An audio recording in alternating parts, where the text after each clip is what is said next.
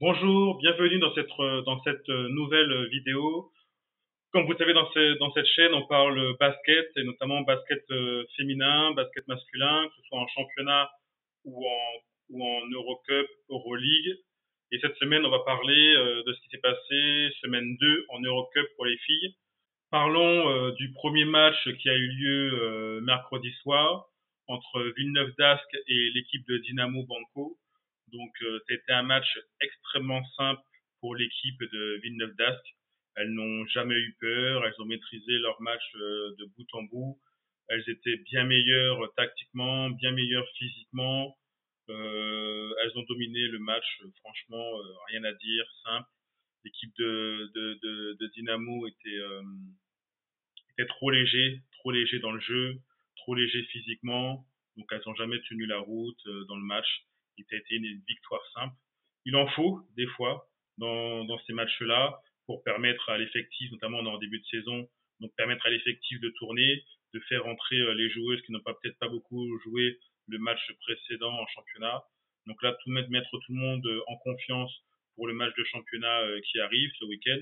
Donc ça, c'est très très bien pour Villeneuve d'Ascq. Donc excellente victoire. Donc dans ce championnat qui est le groupe J, elles sont premières de leur groupe.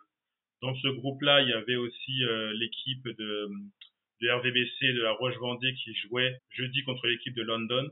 Donc c'était un match assez difficile pour le RVBC. Un petit mauvais début de match pour les filles, mais elles se sont bien repris. Elles ont elles ont maintenu le niveau qu'elles avaient en championnat. Elles sont revenues sur London. C'était un match très très serré jusqu'à la mi-temps, voire même qu'à la mi-temps, je crois qu'il y a égalité. Et puis retour des vestiaires, début de troisième quart-temps, ça a bien tenu. Mais 5 minutes de la fin, il y a eu un éclat, voire même un peu avant, erreur, des mauvaises passes, des passes qui n'arrivaient pas. Et c'est là que London a fait son écart. Plus de 10 points d'avance. Au troisième quart-temps, elles finissent avec 13 points d'avance, London. Et du coup, elles ont maintenu cet écart-là dans le quatrième quart-temps. Donc je pense que le RVBC aurait pu gagner, mais ils ont eu une baisse de régime dans le troisième quart-temps et ça leur a été fatal pour la suite du match. Donc défaite, défaite contre London, donc pas dans ce petit tournoi en tout cas. Et le prochain match est contre Villeneuve d'Ascq.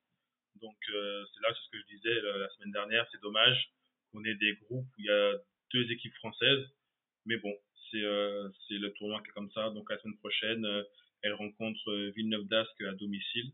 Donc on verra ce que le RVBC va faire. En tout cas, je pense que c'est un match charnière pour le RVBC parce que si elles perdent, elles vont elles vont être troisième, sachant que le Dynamo n'a gagné aucun match jusqu'à présent. Mais je crois qu'il y a pour le prochain tour, il faut être dans les meilleurs troisièmes pour être repêché.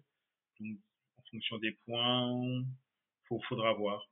Mais en tout cas, la semaine prochaine, match franco-française et on verra ce que ça va donner. Donc voilà ce qu'on peut dire sur ce premier match.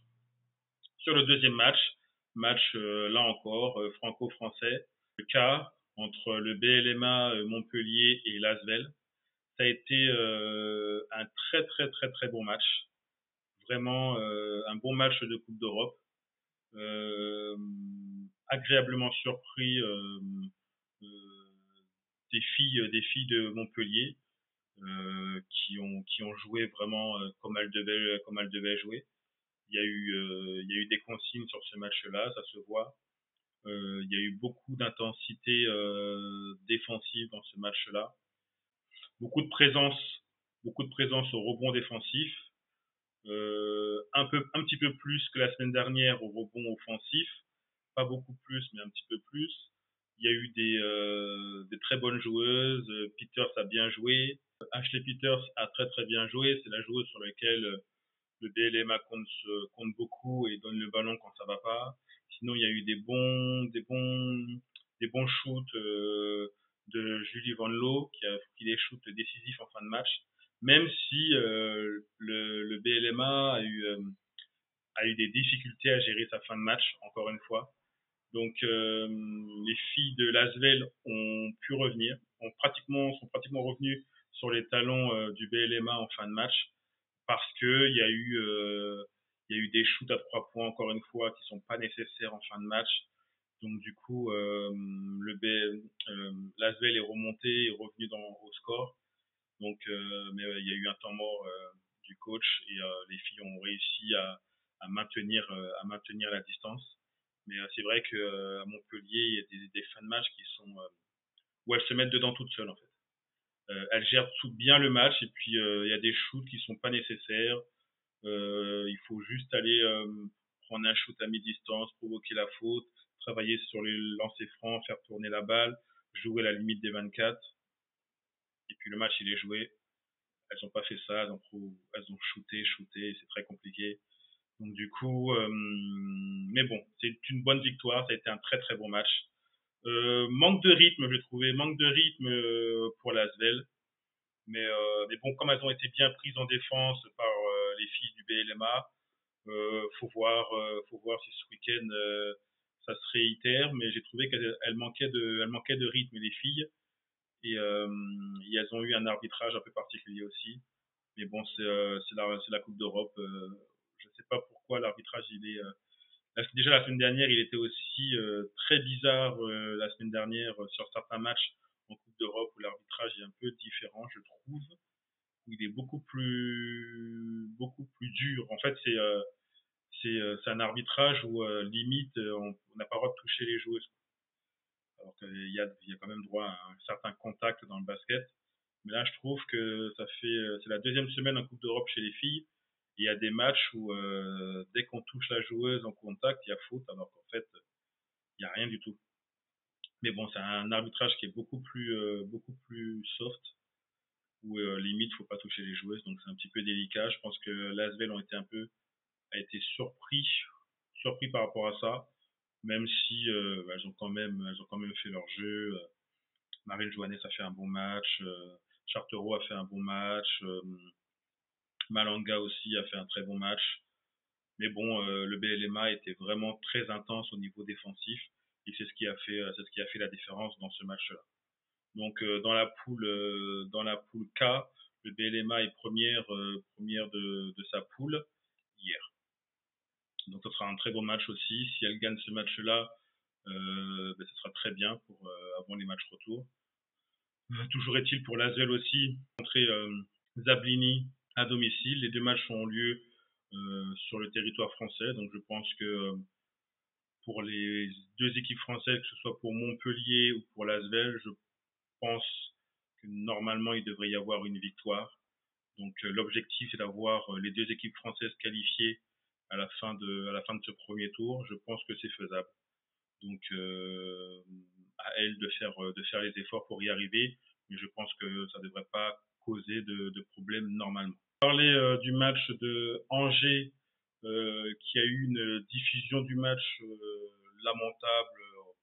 On voyait rien, l'image était brouillée, catastrophique, une retransmission absolument pas à la hauteur de l'événement. Donc pour Angers, je sais qu'elles ont gagné, Charleville-Mézières, elles ont gagné aussi, donc c'est très bien. Mais j'ai pas pu voir le match, il n'était pas retransmis, donc je sais pas. Franchement, c'est vraiment dommage d'avoir des équipes en Coupe d'Europe qui jouent dans l'anonymat le plus total.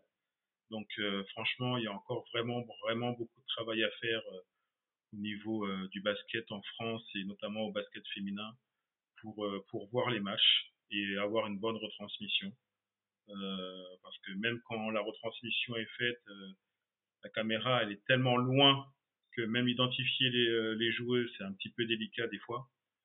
Mais bon, toujours est-il que pour Angers et les Flammes de Charleville-Mézières, elles ont gagné leur match.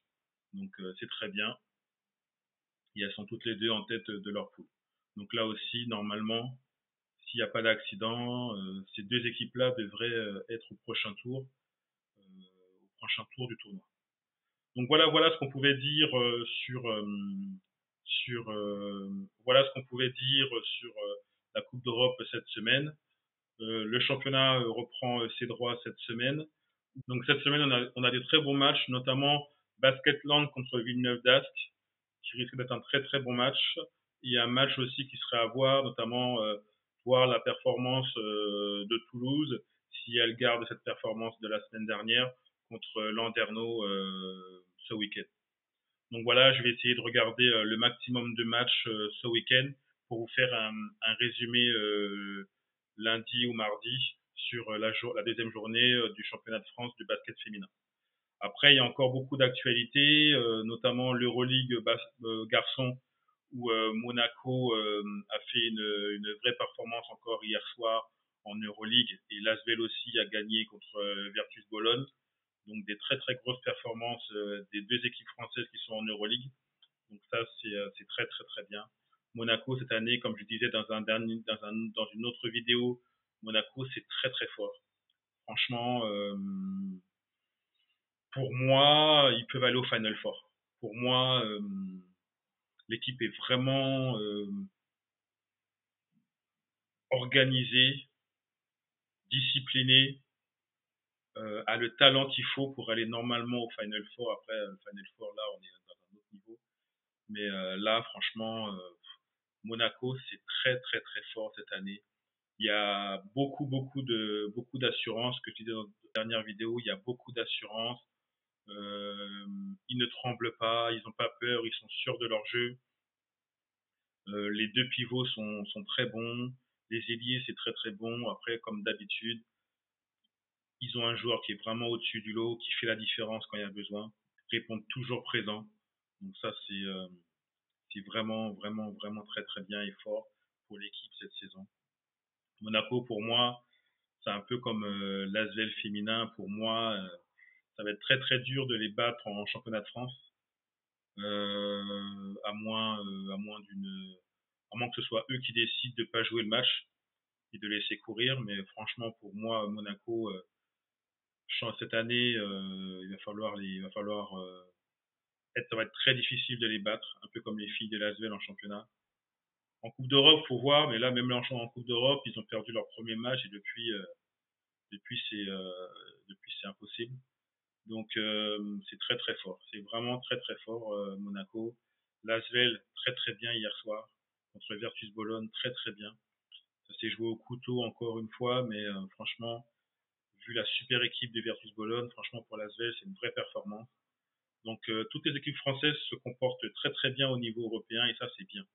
Ça c'est bien, c'est bien, ça donne de la valeur aux joueurs qui jouent en France et ça donne de la valeur au championnat. Donc ça c'est très très bien. Félicitations à tous les staffs et à tous les joueurs. Donc je vais essayer de regarder ce week-end des matchs de championnat de France garçons, sauf que c'est un petit peu difficile à regarder parce qu'en fait on ne sait pas où ça a lieu. Donc c'est un petit peu délicat. Faut que je regarde encore comment je peux me procurer le maximum de matchs sur les garçons pour vous faire un résumé lundi. Toujours est-il, merci d'avoir regardé cette vidéo. Il va falloir aussi que je vous parle aussi de basket NBA parce que l'actualité en NBA elle est un peu chaude derrière le cas Kyrie Irving et etc etc. Mais bon, j'étudie la question pour vous faire une vidéo pour en parler, voir un peu ce que vous en pensez sur le cas Kyrie Irving et tout ce qui se passe aux États-Unis en ce moment sur son cas et d'autres cas, sur les performances des équipes, notamment la performance des Lakers, la performance des Clippers, qui sont deux équipes de Los Angeles qui ne vont pas bien du tout, mais pour différents cas les deux. Donc à voir. Je vais essayer de regarder le temps que j'ai pour qu'on puisse en parler, voire même en live. Donc j'étudie la question. Donc je vous dis bon week-end à vous, bon basket à tout le monde et à la semaine prochaine. Bye.